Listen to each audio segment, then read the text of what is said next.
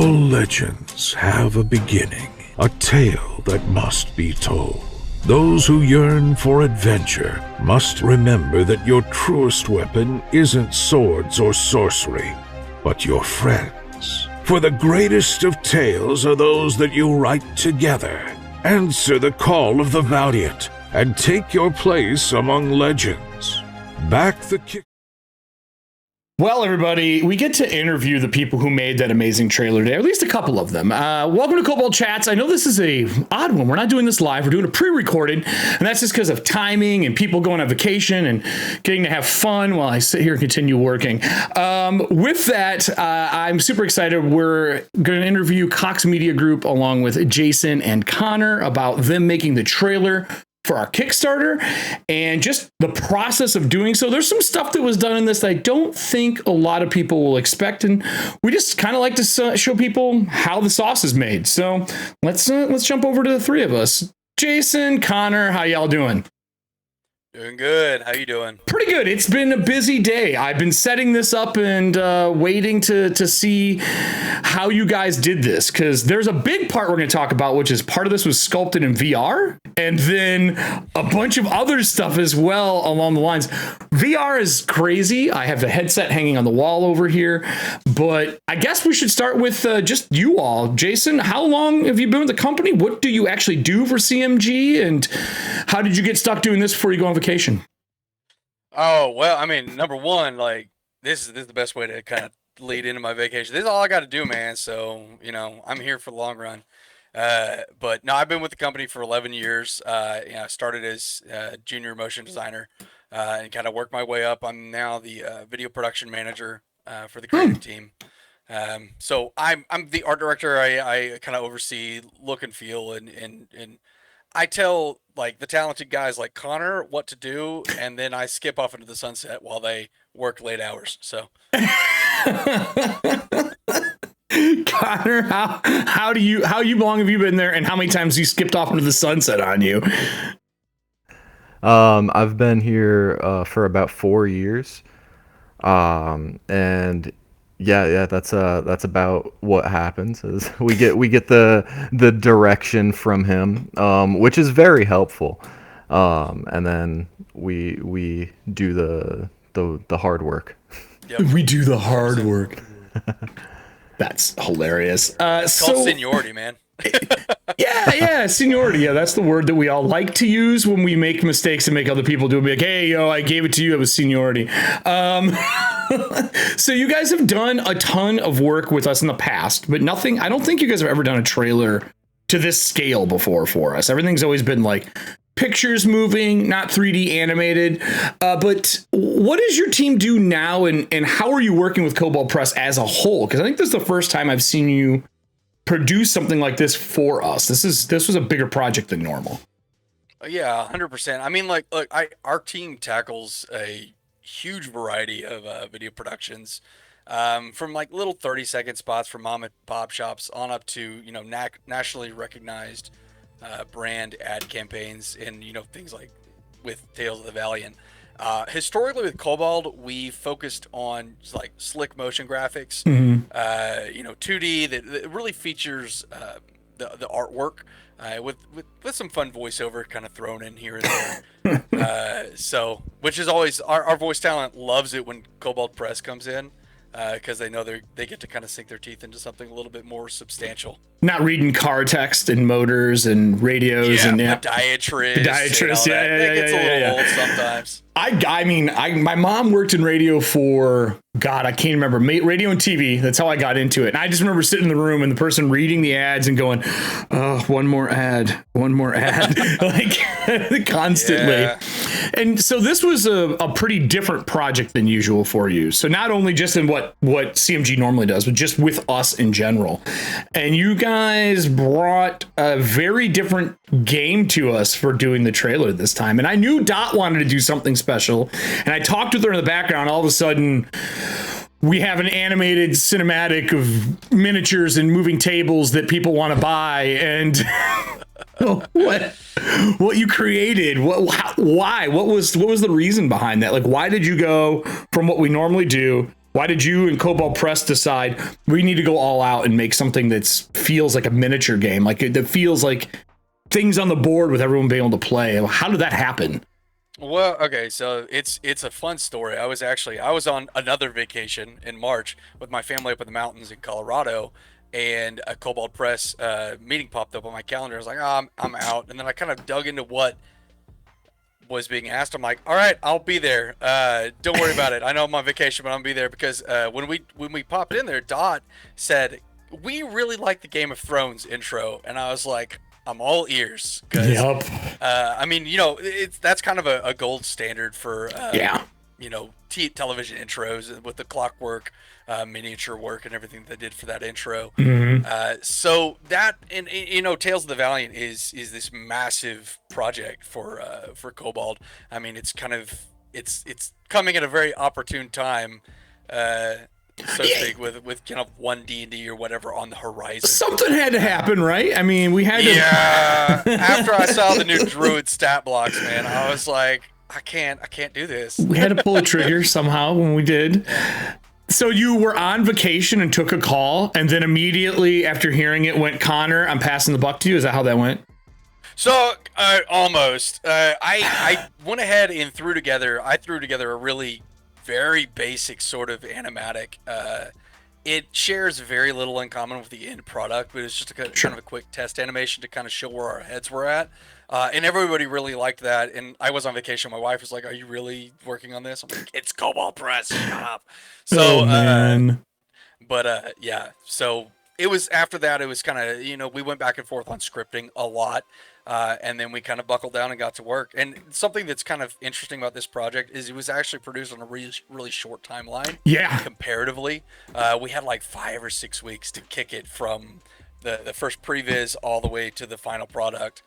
So it was kind of, boots on the ground. That was a short timeline for us internally too. Like we had to hit go, and when we had to hit go, we also had to hit go on a Kickstarter. So January happened, and we went, well, this was going to be a year later. It's not now. So what are we going to do? And like, all right, let's get all the ducks in the row. So 5 weeks, that's a short, like from someone who works in the video game industry to get your sizzle reel or trailer together. 5 weeks is a really short time frame. Yeah. So is that all hands on deck for you? Is that kind of how that went? Was it like, all right, everybody on for a week, let's get the rocks and everything going, kick them, and then split off into smaller team? Or was it a big team for the whole thing? Like, how many were involved? It wasn't just the two of you, right? No. So, it was a big collaborative effort. Like, off the jump, with a short timeline, we set up weekly check-in calls with Dot and Wolfgang. And like the team from Kobold, they brought a lot of great ideas to the table as well, which was another way that this is kind of different from some of the normal productions we work on. Normally, we're not working with other creatives. Oh, okay. So having them come to the table with all these ideas was extremely helpful. But our internal team consisted of myself, Connor, and another couple of 3D artists, Brad and Ryan, and they're both extremely talented guys as well. But we we had daily check-ins where we would sit down and say, okay, what'd you guys do yesterday? We'd look through our dailies and then set goals for that day. So we talked about the animations that you're doing for it, and I remember Dot telling me she wanted to put in that last piece with the bard and the whole roll one thing is kind of like a joke. She wanted something fun. So I have what looks like, I believe, correct me if I'm wrong, this was like the beginning renderings of this, right? 100%. This is what we call an animatic, where it's untextured. It's a draft render. We just needed something quick to kick out to get camera movements correct. That blue square is actually the pawn, and because the pawn has a famous backside, there's actually a cone indicating the direction the pawn is facing. Yeah.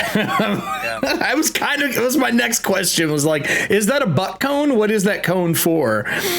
That's the other side, buddy. The point is where he's facing. So if it spins around, you'll see it's a base on the other end. And Connor actually did all the animation work here. I think I did the initial animatic, and then he took it and made it look much better. But he did all the dice physics and everything. So Connor, you're the polish master. Is that how you polish up the stuff that he gives you? Yeah, so after Jason did the basic animatics, I went in and I modeled a few of the terrains. And for this one, I modeled the forest, and I did the camera movements, the dice rolls, the texturing, all that. And what do you guys build that out in? What did you use to make that? Like, what programs are you using? Because I know people are going to ask, and I'm going to have to answer it eventually anyway. So we mostly modeled in Blender, and then we ported it over, moved it to Cinema 4D to animate. Cinema 4D. I'm not familiar with that. Is that equivalent to like Premiere or After Effects? Like, what would the audience know 4D for? It's very similar to like 3ds Max. Cinema 4D is produced by Maxon, and they have a really close relationship with Adobe.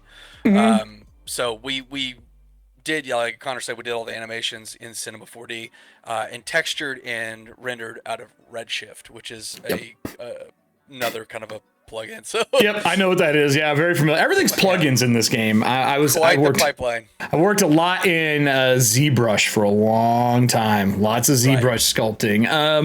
So you get this together. You get to make Game of Thrones, and you get to make something that is different than normal. Let's talk about locations. Like, where did the inspiration for this whole concept come up? Because you have a lot. Like, if we go back, I'll take us back to the info panel here. We have a bunch in this animatic. This is more the finished one, obviously. But there's a lot in this. A lot. Yeah, this was kind of the kind of our guidepost animatic that I went through, and I did all the kind of rough camera moves and just very rough animations, pawn placements, that kind of thing, and then kind of kick those over to the artists to continue with their 3D work. But when we talk about the locations, that we called them biomes or environments. Everyone kind of adopted their own biome. So Connor was kind of in charge of the jungle. He actually did the temperate forest that's on top of the mushroom cavern, which we called the Fungin internally, the fungus dungeon. And then Ryan actually did the volcano castle. And those three kind of settings were brought to us by Dot because from my understanding, they tie in with Tales of the Valiant, the adventure paths, they do. We're not going to say how. Don't quote me. This is just my understanding. Is potentially there might be some bleed over there, because those were dictated to us. They're like, we want these three settings. And we're like, all right, that sounds awesome. We can do it. Well, so you're not wrong. I know that because we created the labyrinth, and the labyrinth connects all these different like multiversal worlds. There are things coming up, and don't worry, we leak stuff on Kobold Chats all the time. And I always blame a guy named Steve, and Steve's not here. Don't worry about it. But no, it's true. We have things prepped. There's some stuff. This piece here is probably the part we get asked about the most, the whole 2-layer raise. They want to know if there's a way for that to be printed made so they can have it at home. I mean, we got the 3D files. I was kicking around the idea of trying to. Connor was like, I want to 3D print them. Get like an old coffee table and just cut that section out and set it down on a lip on it and have a little crank to raise it on the side. I don't think it'd be that hard. Yeah, probably not. It'd probably be an afternoon job, right?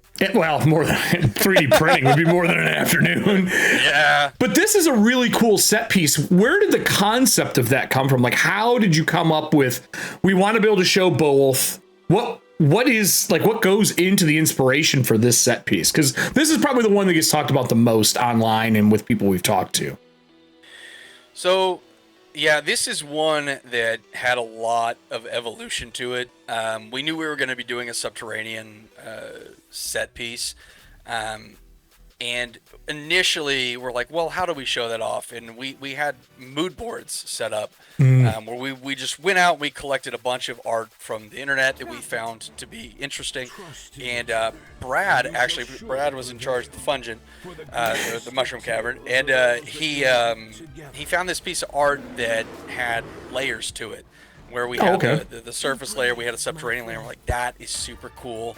What if we had the little forest pop up, and we have on the forest there's like a cave entrance, and then ratchet it up so that it reveals kind of what's underneath. And it kind of broke up the visual similarity between our first two biomes, because they just kind of come up and that's them right there. And then the one in the middle, we could pop it up and show off what's underneath.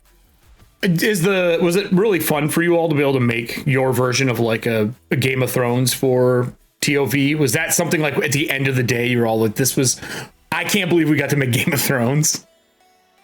Yeah. Lots of nods. Absolutely. Like when it was over, Connor,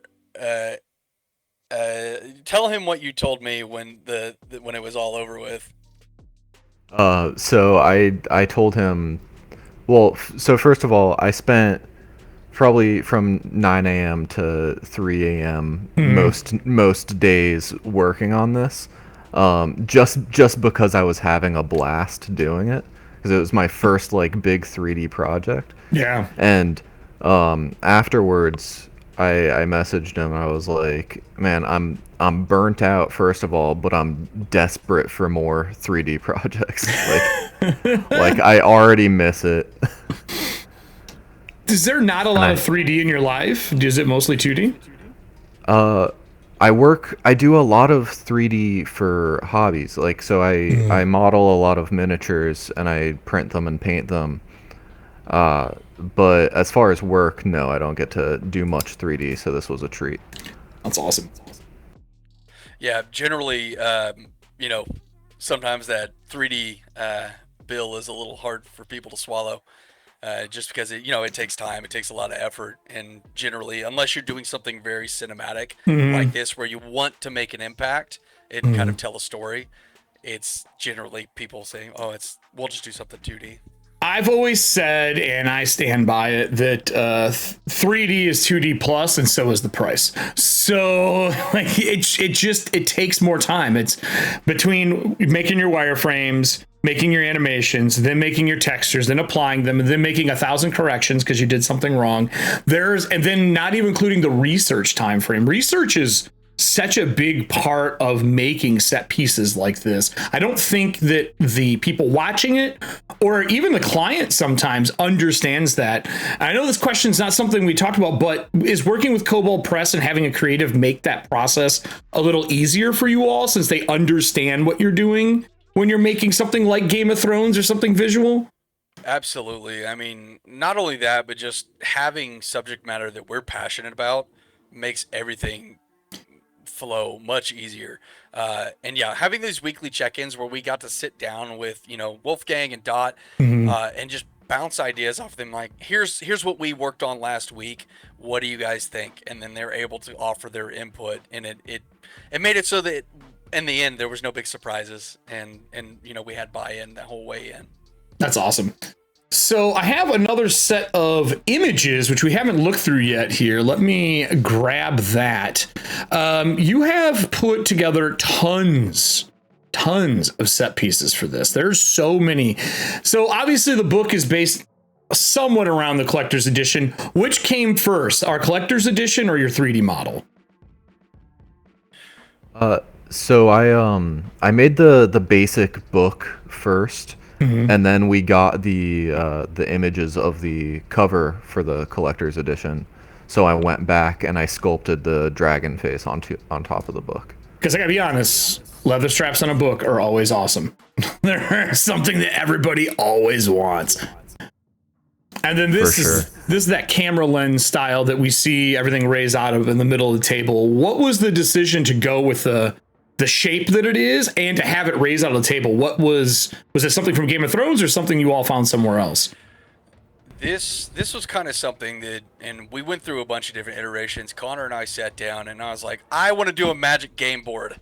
And he goes, okay, cool. I was like, draw it. So Draw me a Magic game board now. Exactly. So he kind of went into the dojo and did some sketches of different Magic game boards. And from the jump, I was really drawn to the idea of doing like a hexagon or an octagon or something like that to kind of echo. Like I think a lot of the old school tabletop gamers have a lot of love for hexagons in their hearts. So just having that kind of geometric form and the initial what I kind of told the team was, I want you to imagine like this is a board that some like old like wizard is traveling with, and he comes to this tavern and he plops it down on the table, and if when it opens up you can kind of see what we call the clockwork abyss down inside the board, and it's very much kind of bag of holding-esque.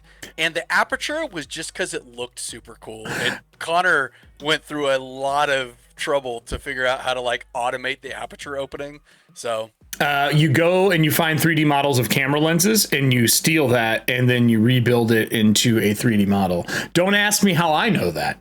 Why didn't we just do that? That is, I'm 100% not lying. That's what I had to do for it. We were recreating a James Bond sequence. We're like, how do we do this? And that's what I did. I took something from like a Canon 3D model. And animated it. So you guys got some details into this and went through, and obviously people in tabletop are suckers for wood and leather and rivets and dots and pieces like that. But then we get to this. This is one of the set pieces, or the biomes as you call them, that raise out. Were these obviously pre-animation? Were these just screenshots of the models themselves? Like, what are we looking at here? So this is what we call, this is kind of our look feel model. We were trying to establish kind of a look and a feel of what these things look like when they came up out of the table itself. This is one of the things that I did actually early on, was kind of play around with the stepped geometry. We wanted our elevation to look like it was kind of layered wood, something that could potentially be hand built, and then mix it with mix it with more naturalistic elements, like the basalt pillars. We really kind of leaned on. You'll see those feature basically in every scene because they're a natural formation that has that hexagon shape to it. Yep. And we kind of played around with elements of clockwork kind of integrated into the geometry a little bit. So this is just kind of an initial look feel. We're at that point we were playing around with doing a printed grid on the terrain. That ended up panning out. Connor developed a really cool way of doing that as 3D, doing it in 3D, where we had a sort of staggered grid across the entire terrain map. Oh, like a moving grid, like for like miniatures? Well, it's not. It doesn't move or anything like that. No. Like I meant movement for tabletop. Right. Movement for tabletop. Sorry. So this is like an establishing shot. Then is what this is essentially for. Basically, yeah. I can see the little grids a little bit on the white there, a little bit. That's my buddy makes laser cut 3D wood terrain that you stack together. And when I first saw this, I thought about his pieces that he makes and how we stack them to make odd shapes and stuff when we're playing tabletop. And then we get into some stuff coming. I think this is coming out of it. This looks like water, trees, and then pawn locations, like basically holding points or holding places. And then what else we got? And then the castle. Yeah, and if you go back to that one before, there's actually a cool story about this. So this, and I'm going to toss it over to Connor here to talk about this. This is a procedural generation test. So I'll kick that over to him because it's really cool. Yeah, so I wanted to like streamline the creation of the terrain. So I found a way to procedurally make the like the topology, like the landforms themselves, and then like cut them into the stepped the levels, and then I used Blender's geometry nodes to extrude them into that like uneven grid face that you see. Oh, okay. And so that's where we went instead of the printed grid, because I wanted it to feel like wood blocks, like something that I'd like to have in my own game board, so yeah, that's the look we were trying to go for. That's awesome. It looks really, so I've done a lot of terrain work for video games. I built in MMOs and worked in MMOs, and when you did your procedural generated, you'd go back through and you'd have to hand touch everything to make it not look procedurally generated, and the process you're doing is very similar to that of like, okay, we've made it, but it's not that wood texture and feel that I want. That's awesome. The extra pieces, when I watched it, I was like, oh my God, this feels like a game board in someone's house. Like, that's the stuff that makes the difference. It really does. So the next one's our castle. This looks like it's just the 3D modeling and roughs for it. I see some lava flow. Do we see this in the trailer? So yeah, in the trailer, there is lava flows in there. It's not actually a liquid simulation, and that kind of comes down to, again, there's things that you want to do, and then there's things that you don't quite get to. Maybe in the sequel, if there's ever a sequel, that'd be awesome. There'll be more books at some point in time. We all know there will be. Like, there we go. But yeah, so this is kind of the initial when Ryan was doing. Everyone kind of works a little bit differently. Some people like to work with pen and paper, drawing out ideas. Ryan was really into. He rapidly kind of iterating in the 3D space and playing around with light. And so that's what he's kind of doing here, is kind of coming up. This is his first draft of what the castle was going to be, and we iterated on it until we came to where we are now. We really wanted to push verticality with these sets to have them really feel like multi-tiered, and there's so much detail packed into each one of these things that you don't notice because it just goes by really quickly. Yeah, I know later on we have some Easter eggs that we're going to look at as well as I go through these. So I love this, and he is right. I mean, 3D models, one of the best things you do is being able to pick your light sources, throw them there, know what lighting the scene is going to look like versus hand painting them and going, oh, yeah, even though it's a speed painted, I lit this whole thing wrong. This you can speed paint over and get what you want. And people who are artists or old school, a lot of people see it as cheating. To me, it's just evolution of tools. You didn't have a wet palette for ages, but everybody uses a wet palette now. You didn't have certain type of brushes before, but you do now. Being able to light a room, you're just jealous that you couldn't do this when you're doing your oil painting. And this is someone who's like trained and went to school for it. So we did that. This is another one. This looks like a grass set piece that's coming out. This is even a different tabletop than we've seen so far. Is this more part of the change of like, all right, we're gonna actually have it coming out of the table? Was this prior to frame? Why is there not the thing we've seen before here? Really, this is again part of the terrain when we were playing around with how to generate the terrain, the look and feel of everything, because like Connor said, we wanted to echo that grid that we have in physical battle maps, because we all have a lot of love for analog gaming. So like we said, let's make our dream game table. If I could like slap a book and I get a set that comes up out of the table instead of having to be like, pause the game, digital osmosis. Yeah, exactly. So like, because right now when we're playing in person, I make everyone leave the room and set up a bunch of miniatures and set pieces and everything, and everyone comes back in. So I'm like, what if I could just snap my fingers and it pops up out of a magical portal? Oh my God, if I could have osmosis books, that would be great. And then we get into the pawns, these clear style cut pawns. A lot of people have owned these back in the day. You even have like some almost Lego-esque set pieces around the base of them. I don't know if Lego is inspiration for this, but...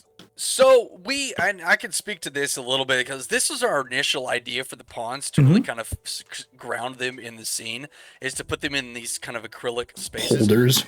They looked great in our still renders, but the second I started getting animation tests, I'm like, oh man, we're losing that artwork in the background.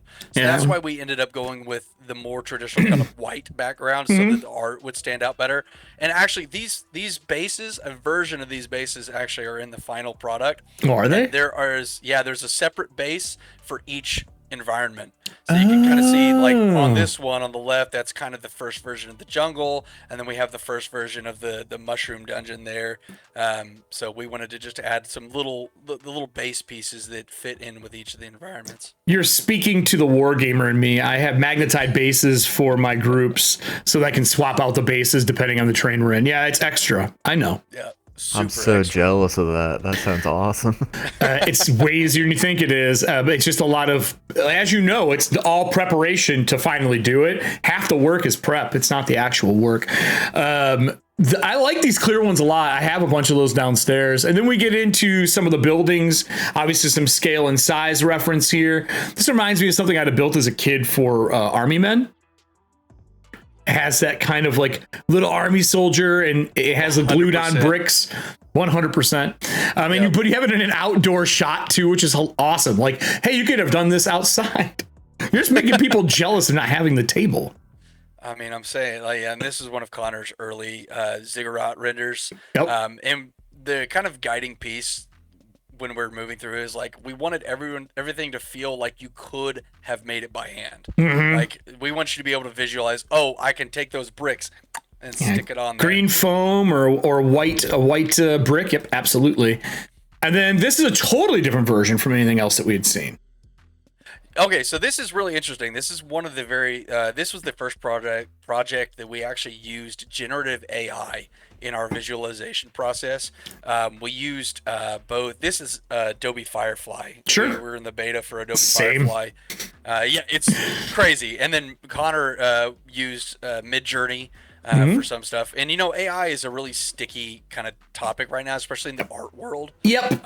So what we've really found it being effective for is the previs mood boards, man, like storyboarding and mood boarding, going, okay, or being able to hand art over to somebody and go, I need something like this, but in the style of X, in the things that we're doing, or in your style, or not pointed crown Disney buildings.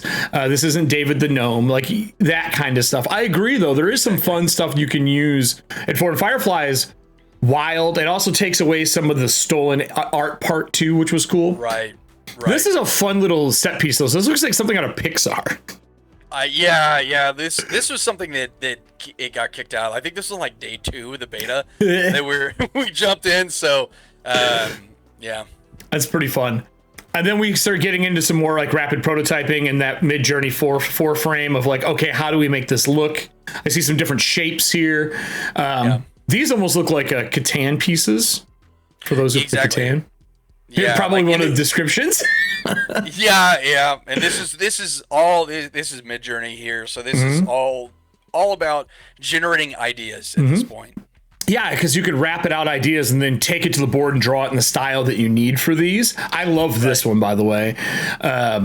I love that, like, anytime you have luminescent, like mushrooms or waters or something about that look, I've always enjoyed. And we got that in that second dungeon level, the mushroom scapes that you guys did here. This is, by the way, how much of this carried over into that sub level of the 2 floor, like the concept? So that's a good question. Like, you'll see the bottom right hand corner right there. That image we used as kind of a hero image for whenever we are building out the fungeon. And if you go back, like, you see like the bioluminescence on in the water, in the liquid, whatever that is, and the mushrooms as well. Like, we brought a lot of that color palette, the purple and pink mushrooms and the blue bioluminescent water over into the final version. That's the bleed off from the spores. Don't swim in it. Yeah. That's what I would do as a GM. And then we get the beginning of like the lava, which I've always been fascinated in painting lava and how you actually paint it versus the way your brain thinks you paint lava. The color order you do is actually the opposite of what you think. Same for fire, things like that. People don't realize how fire is composed color wise. Seeing these renderings are cool. I love when you watch them mess it up and it doesn't reverse too. That's awesome. So this piece, do we have any lava tiles that came out in the final? We'll play the final at the end, obviously.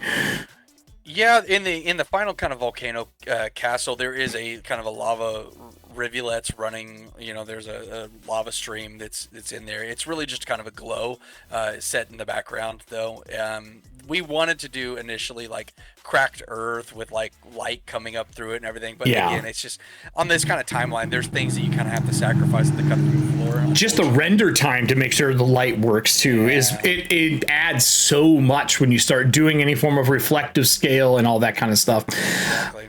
So with those talked about, did you like this process of using AI to generate concepts to take it to the table for you all to build brings me into, you guys used VR for part of this? I don't see that in this question list, and I feel like it's the most important piece. So it's definitely not the most important piece. This was me playing around with workflow.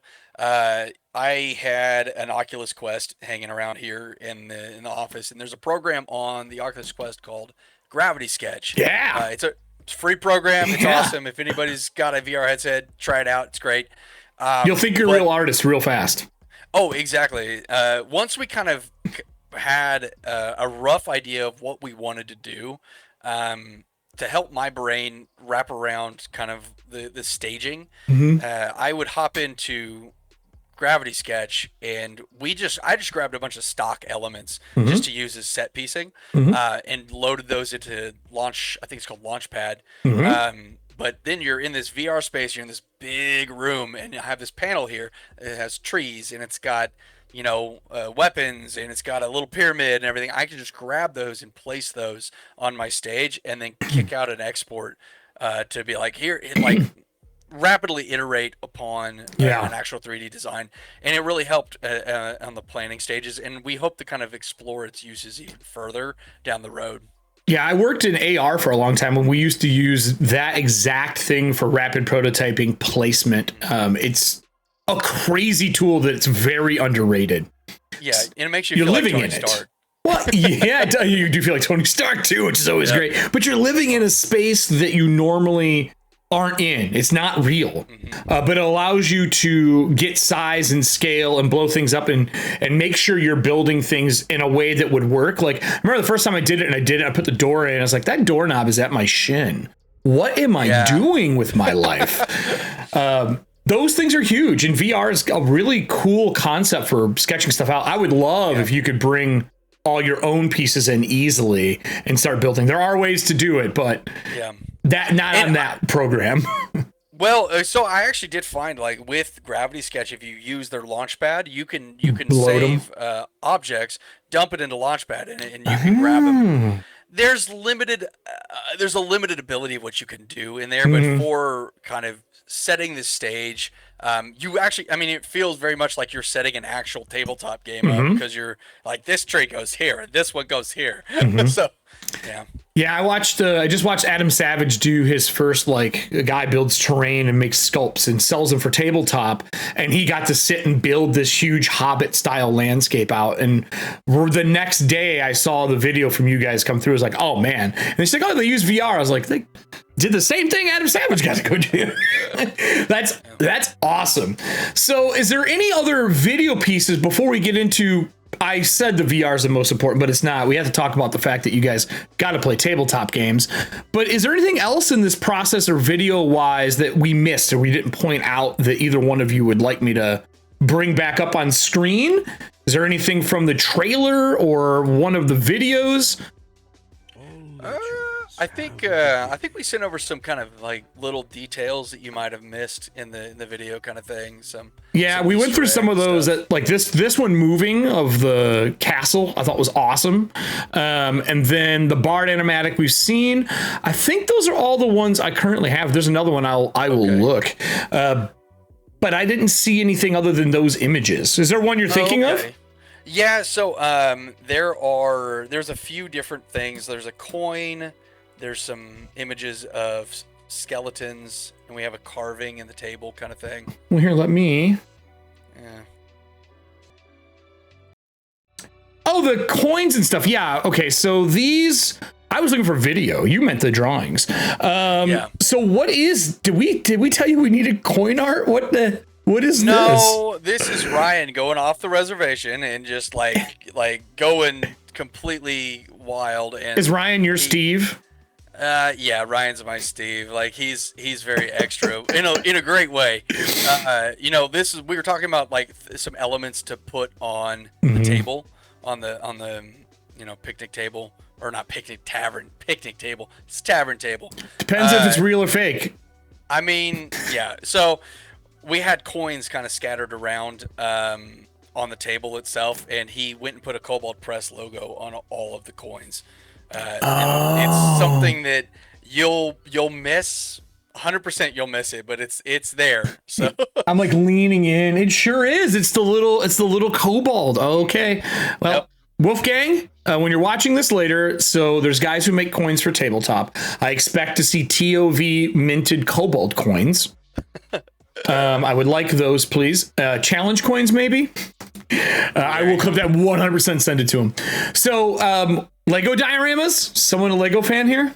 Yeah. So we went with a low poly look for a lot of the designs. to kind of mimic that sort of handcrafted feel a little bit. One of the things that we did a lot was abuse skeletons throughout the entire video. So, you should. Yeah, 100%. They deserve it. So this is Absolutely. this is a little set piece from the Temperate Forest that Connor put together, and he I'll let him kind of talk. Like, if you go to the next picture, you'll see more of the kind of visual storytelling here, and I'll kick it over to Connor to kind of talk about the scene that's been set. Yeah, so I didn't go into this with like much, like I just knew Temperate Forest, so I wanted to add a bit of a story to it. And you called me out with those Lego dioramas. I have way too many. So I added this like cart on the side of the road. If you look close, there's like arrows all over. There's coins leading to the cave. And yeah, like Jason said, just abusing skeletons. Had to add one in there.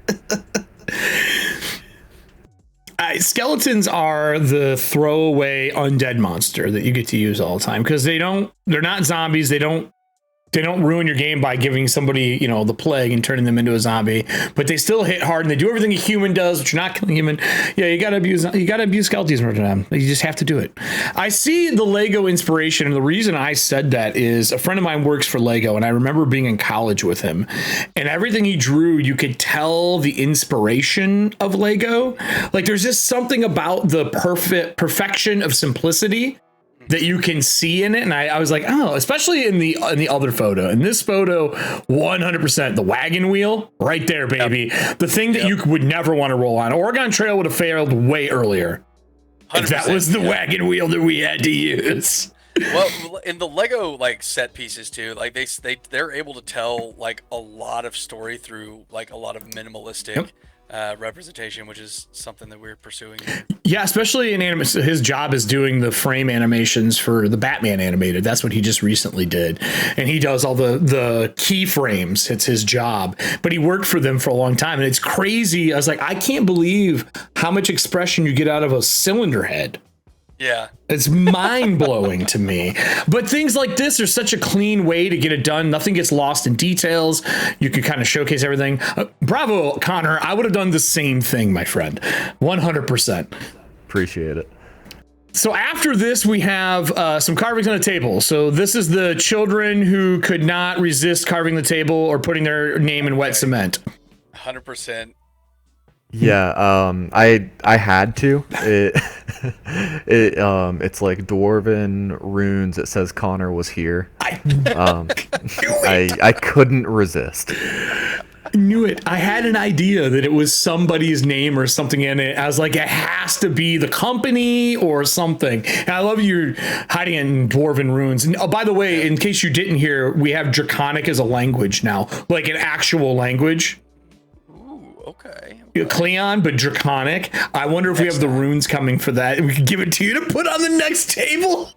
Absolutely will do. That's awesome. So did everybody sign their name in the trailer, or just you? I think it was just me. It was just Connor. And you can see it in the background of a few like dice rolls. Oh, can you? Yeah. Oh, we'll rewatch the trailer at the end. I'm gonna look for it. And then we got some skellies and cages over lava pits. Little Minecrafty feel for it. I look more at skeleton abuse. More torture skeleton cage. Yep. And then more skelly abuse. More skeleton abuse. Did you guys just get a pack of skellies, or are they just easy to pose? Why skellies? They're easy to pose, and who I mean it's great. It's like a quintessential dungeon element. It is. It makes me laugh. You even have the Lego arrows. Yep. And then the table with the axe in it. Now, yeah, the axe is actually this one's a deep cut for anyone who's a fan of God of War.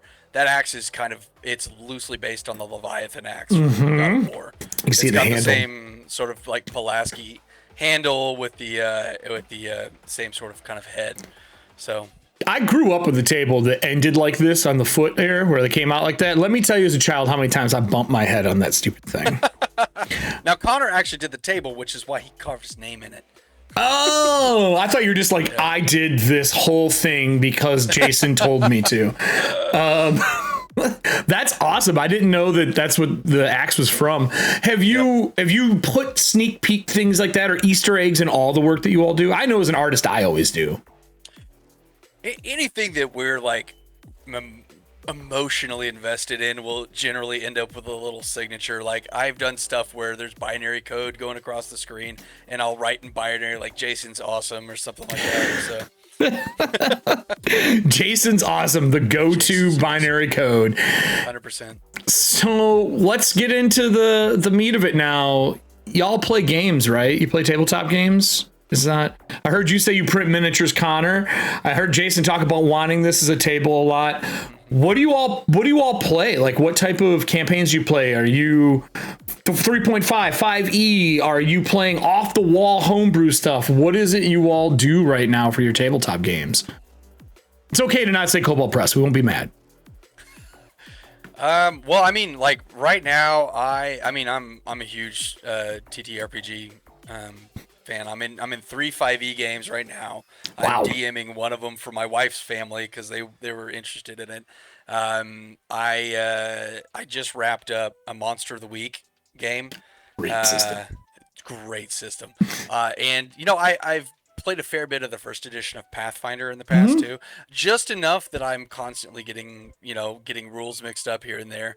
Yep. I'm like, I want to take a free action. Jason, that's the wrong action. Trust me, I am aware of that as someone who has to run tabletop games online. I have back-to-back Dragonlance games in the same story arc with 2 different casts live on Monday and Tuesday. So I feel the pain. Connor, what are you playing right now? Or do you play? I heard miniatures. Yeah, so I'm currently in 2 campaigns right now. I'm DMing a 5th edition campaign with some friends online. And then I just got finished with a Root RPG campaign. What's that? It's like a woodland creatures. Like everybody plays as kind of like a bandit, like a vagabond, going from town to town during this like Civil War torn forest. And so you're just doing little missions here and there. It's all very whimsical. So we just finished that campaign, and then we're moving on to... We're deciding between Cyberpunk or Morkborg right now. I got some stuff to tell you after the show, my friend. Oh, please do. Please do. The Vagabonds just sound like you were playing traditional hobo killer player characters to me, is what I just heard. It's a lot of that. It's a lot of messing with the politics of these armies that are in Civil War. It's a lot of classic players. Is it like Redwall, kind of? Did you ever read Redwall books? Dude, that was my favorite book series growing up. Great book series. And DMing that campaign, I took so much inspiration from Redwall. I played a possum rogue who would just constantly fake his death. Okay. I'm going to have to play this now. Sold. You sold me on Possum Rogue. I'm 100% with you on that. I'd like to play a poisoner skunk, please. That sounds so fun. So tabletop's obviously a pretty big inspiration for the two of you, and the career paths that you've took is very creative in general, like hyper creative career paths. For me, the thing I love to ask people who come on the show that are creatives that do this is, did you grow up playing tabletop? Was tabletop always an inspiration for your creativity? And was the creativity always kind of outletted back into tabletop? Or is tabletop new and it's a brand new outlet for you? How did that turn out for the two of you? Whoever wants to go first. Connor. Okay, so I got into D&D about probably like 15 years ago. Oh yeah, early high school I started playing, and I've been playing since. I have a huge just like board game collection as well, so that also lent a lot of inspiration, just like these game boards. Yeah, I've been playing there's for a a lot while. there. There's a lot of space in game boards with unique game boards out there that, yeah, I would 100% be pulling from them. Like we said, Settlers of Catan earlier, they're the iconic shapes that fit together, and we've seen modular boards over the years. There's the ones that click together, the hero boards, or I can't remember what those are called. They were a hexagon and they like stacked and clicked together. Yeah. That was Heroescape? Heroescape, that's what it is. So many of Yeah. those. Heroescape, thank you. I knew it was Hero something. I almost had it. Jason, what about you? You've been doing this for a while, or is this new to you? Did you just start yesterday? I mean, I've been doing it for probably 8 years now or so. We actually had my boss here. She was like, "I want to do a Dungeons and Dragons game." I'm like, "Cool! Isn't that for dorks?" Like, and so we went and we played. We put together a little group and we played. And I'm like, "This is the best thing that I've ever seen." And I don't get me wrong, I've been a nerd my entire life. Like, Yeah. you know, we would play Mage Knight when I was younger, and Oh, you know, fantastic board game. totally forgot about that game. I have that in the Mage Knight basement is the somewhere. best. Oh, it's the best. But you know, like I've always been into like collectible card games, and when I was a kid, I was playing, you know, like Magic the Gathering, Pokemon, Yu-Gi-Oh cards, that kind of thing. But really, I didn't really start jumping into Dungeons and Dragons until like Critical Role really broke onto the scene, which was the kind of impetus behind my boss being like, "Let's play Dungeons and Dragons." I'm like, all right, let's give it a try. They're the gateway drug for many people, Yeah. which is so awesome. Like everyone gets mad at them for what they've done. I'm like, no, keep doing it. Just keep bringing more people. It's easier for me to maybe one day find a GM so I don't have to GM 99% of the time. Probably not, though. I'll probably be GMing 99% of the time. Let's just be real. You sit in the player seat and you're like, you know, I think I'd rather GM. Yeah. That's awesome. It's so cool to see people who play tabletop games get to be able to bring stuff to life in their work. That's short of, unless you work in the tabletop industry, that's not something you normally get to put front and center. You don't get to, let's build a game board like Game of Thrones without the bad stuff, you know, season 8, and make something amazing out of it. That is not a normal 9 to 5. At all. Being able to hunt down stuff, being able to use VR space to build things, leaving an axe in a table from a call from one of the best video games of all time. Like, that's awesome that you guys get to do this on the daily. Well, at least when you work with us. Otherwise, you're doing stuff for, you know, podiatrist and glasses and not as fun stuff. So what you need to do is tell Kobold Press they need to make more books so you can make more trailers.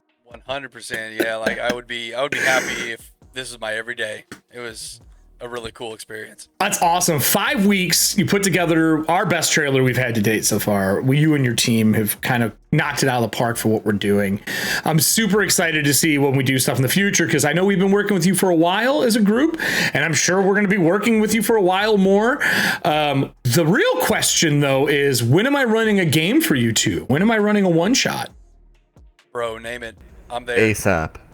I got a character I'm itching to use. I have the new Valiant 4 that I just made, which are iconics. If you know 5e, you can easily play that. There's only a couple big set pieces that have changed. Maybe we'll set up a little play date and I'll run like a little one shot for you and a couple people. If your boss and somebody else wants to play when you get back from vacation, we'll sit down and play a game. It's the least I can do for you guys coming on and spending time with us today. Is there any other parting words before we wrap this one up for the day? I mean, just for me, I deeply appreciate the opportunity to be able to work with you guys, and it's been the most fun I've had at work in a long time, and I'm really looking forward to, you know, continued collaborations and everything. I've showed literally everybody in my life who will sit still for a second. I'm like, look at the thing we made, it's cool. So just appreciate it. Just very grateful. Absolutely. Yeah, and it was a ton of fun. Can't wait to do something like it again. And I can't wait to get my books in. Day one backer. So excited. Yeah. I will say, you heard it first here, CMG. Kobold Press is the reason people love your job. I'll clip that and you can use it later. Sounds good. All right, everybody. Well, stay on in the background. We'll close this out for the show today. Thank you so much, Jason and Connor from CMG, for joining us today. I have more questions off air to talk to you about, but let me jump over to the YouTube special. Hey, everybody. Thank you for watching. You're going to know that this is Kobold Chats already, but on this side over here, there's going to be a video to watch. Probably going to be the trailer that these wonderful individuals have made. And on this side, there's going to be a bell for you to click. And this bell is hyper important right now. We are going to be streaming on YouTube coming next Wednesday. Next Wednesday. You're going to see this week, next Wednesday. And we're going to be doing it live. Links will be down below. We're doing it here so we can do it in a higher resolution for you and so you can enjoy it.